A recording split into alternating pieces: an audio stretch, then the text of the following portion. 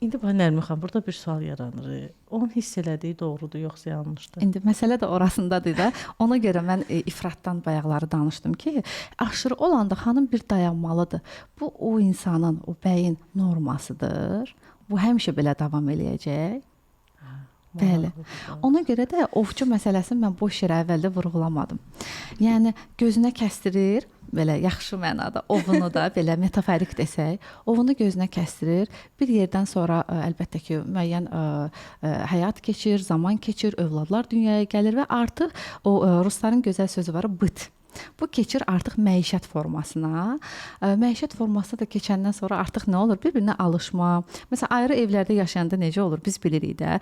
Xanım görüşə gedəndə ən gözəl formada gedir. Makyajı, ən azından saçı daraqlı, ən gözəl donun geyinir, gedir. Nə gözəl vaxtlardır o romantik zamanlar.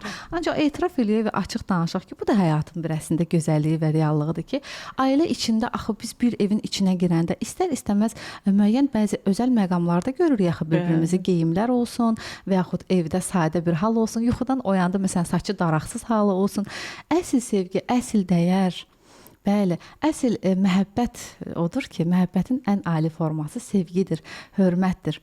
Əsl ali sevgi də onda yaranır ki, şəxslər bir evin içinə girəndən sonra o gündəlik o jestlərin hər an olmasa belə bir-birlərinə olan o sevgini, bir-birlərinə olan o bağlılığı, hətta bir gözəl söz var, deyir, nə gözəldir insan, deyir, yaxın dostu ilə evlənsə.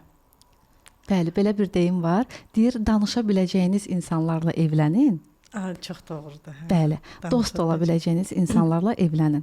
Bəli, bir-birini bir evin içində anlamaq, bir-birinə hörmət etmək, yeri gələndə bir-birinə müəyyən bir azadlıq sahəsi qoymaq.